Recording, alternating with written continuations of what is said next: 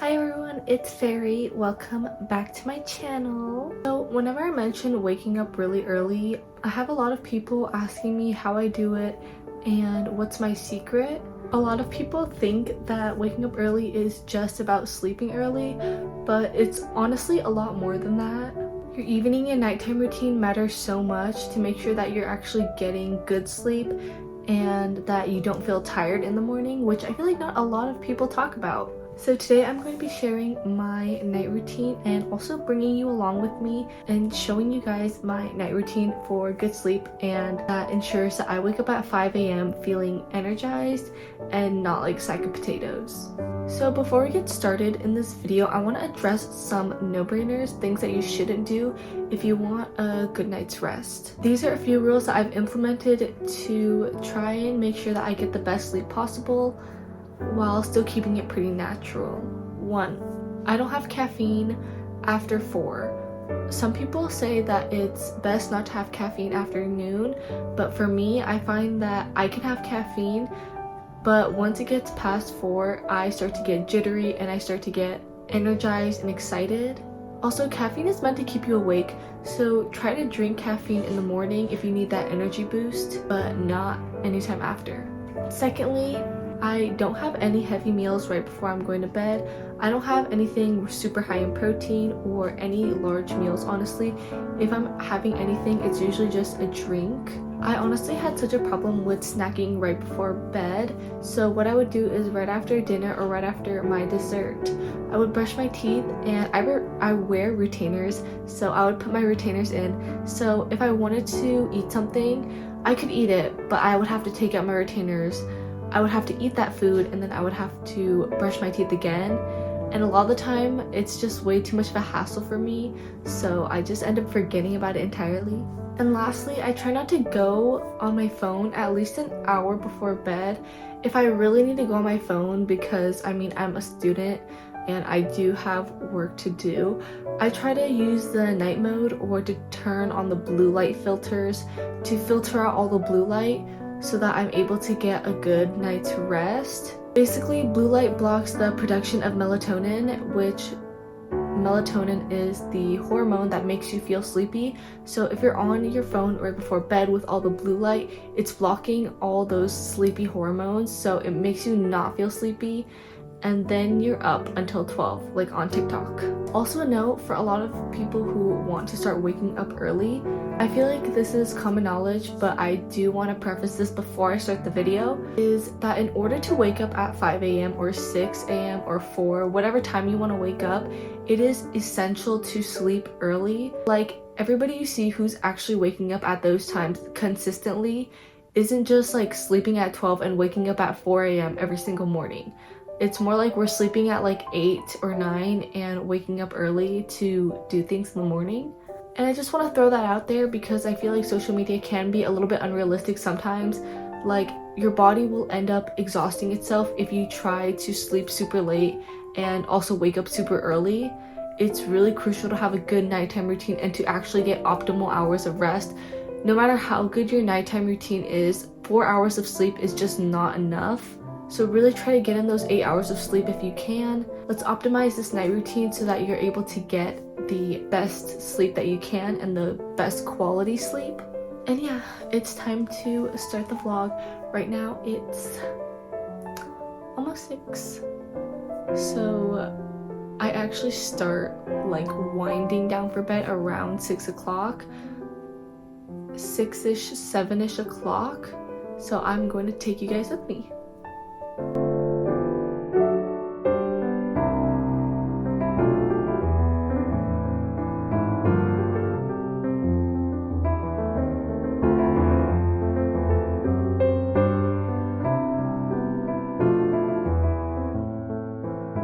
So right now it is around 7 o'clock, and this is usually the time I start winding down, but I don't really turn off all my electronics or anything like that just yet.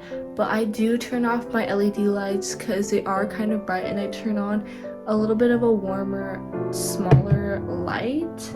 I have some peppermint tea. I like to drink this like 2-ish hours before I go to bed. Usually right after I eat. I usually don't eat this late, but I got home kind of late tonight, so that's why I'm having it at a little bit of a later time. But yeah, during this time I just like to wind down. Usually this would be the time where I would try to finish up any homework, but right now I'm on spring break and we don't have any homework, so it's so nice to just be able to relax.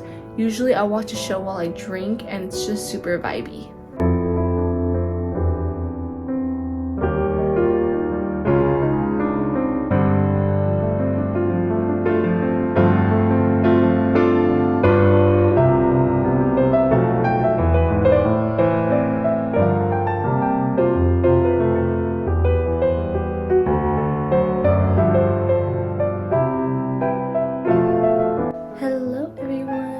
I just washed my face and brushed my teeth, so I'm feeling super clean right now. Face is feeling nice. The first thing I do after I wash my face is I put in my retainers.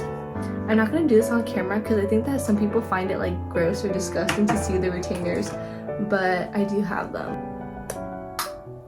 Next, we're going to get into my skincare routine. Also, my retainer gives me a little bit of a lisp, so if I sound a little bit different, it's because of my retainer. So because I have kind of outgrown curtain bangs, I usually pin them to the other side with a clip when I'm washing my face. And that's to reset the shape of my bangs, because I feel like if you clip it to this side when you're washing it, then your hair kind of falls like really, like the hairline is kind of like up here, but if I clip it to this side, it makes my hairline kind of straight in the middle. So if you have bangs, you know what I'm talking about. And I clip it in place while I do the rest of my skincare. So because it's summer and I'm sweating a little bit more, I definitely have been getting a few pimples, but it's okay because I just exfoliated my forehead. I still use very hydrating products in the summer. My skincare routine is literally the same all the time, but I use this Teriden Dive-In Serum. By the way, I have super dry skin. Like, my skin is super dry, like eczema. Like, I have had eczema on my face for the longest time ever. So this is the routine that works the best for me. And whenever I'm breaking out, I need a very simple routine that's not gonna trigger anything. So I use the serum. So next I go in with this Astera Auto Barrier Cream. This is a new formula. I've never tried the old formula, but I really do like this new formula. It's really hydrating and always leaves my skin feeling super glowy and soft. So right now I'm like kind of planning my day, and you guys see my Google Calendar? It's literally so gorgeous. I love it so much. But basically during the evening time, I like to get some planning done for the next day, because I feel like I'm low-key so much more productive that way. Like, I was one of those people who were like a die-hard, like, I'm just gonna plan my day like the day of, or like, I don't need a schedule, I don't need a plan, I don't need a to-do list, I'm just gonna do whatever I want that day. And I just always forget like what I'm gonna do. Like, literally having a schedule, or at least a to-do list of like the things you need to get done, helps make your life that much more organized. And it takes like a few minutes a day, which I can spare. So I'm gonna show you guys my plan for tomorrow. Okay, so basically this is how I plan my day. I usually have my morning routine all bundled up into one category. I do a quick workout and I eat breakfast, and then I have this slot of time. I'm doing Pilates and doing Krav Maga after. Then I'm going to the movies with a friend, and then I have all this empty space right here. So when I go onto my Notion, I kind of have a to-do list of the things I need to get done. So I have these little note cards that I do like to use sometimes, but I like how they have like a checkbox. It's an actual like to-do list thingy, but I typically use some kind of online tracker because I find that it's like easier for me.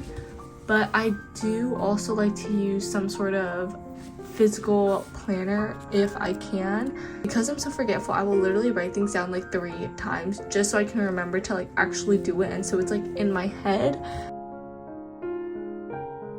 Hi guys!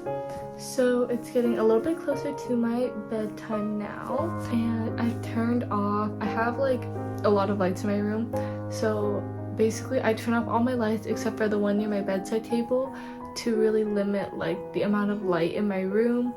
And yeah, I really start like winding down right now. So the first thing I do is I do a little like short meditation thingy. I think it really helps with like calming the mind, and also because like we have so many running thoughts, so it's nice to just sit down and like think and relax. I wanted to show you guys how I meditate. So I kind of just sit like crisscross applesauce, and I kind of push my bedding to the side, and I just kind of sit in the middle. I don't like putting my hands in like this little like O shape. I kind of just like rest them in the palms of my hand. I just leave my palms facing up.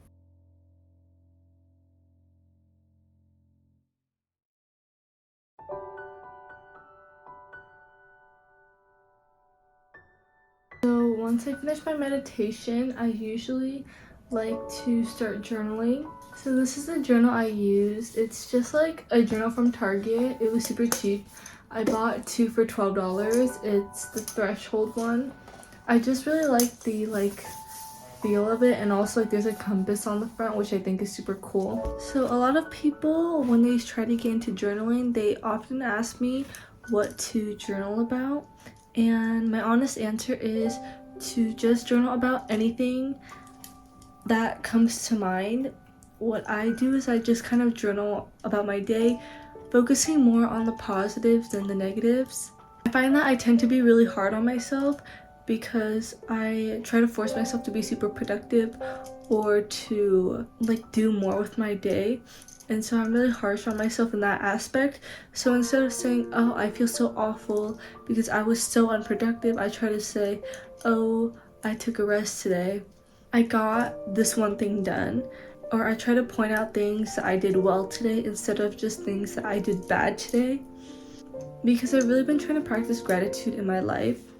So in the morning, I like to write down 3 things I'm grateful for and 3 affirmations for the day, just whatever comes to mind that day. For my nighttime, I like to write about my day, what I did, important events that I just like want to capture.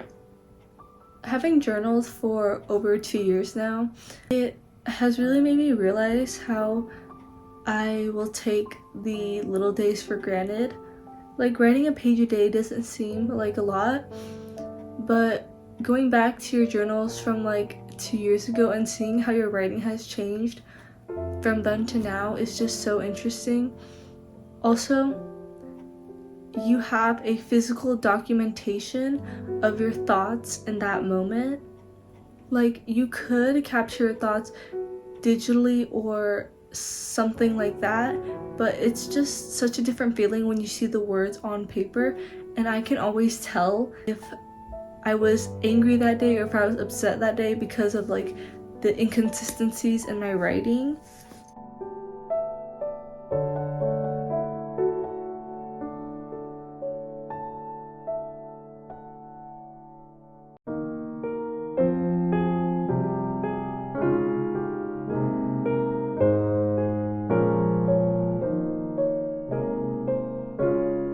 Now that I finish journaling, I usually end the night off with some reading. Now, I usually try to read until I feel tired enough, so that can be anywhere from 15 to like 45 minutes. I know some people say that they have trouble falling asleep, and for me, it was just that my thoughts would run on for so long that I couldn't fall asleep because I just had so many things I was thinking about. So journaling was a really good way to help with those racing thoughts, but also reading ended up helping a lot too, because we live in a world where it's just always short form content. Having something long form you can focus your attention on just helps your thoughts kind of slow down. And also, I don't know about you guys, but I get really tired when I'm reading a book. Like, I love reading. So yeah,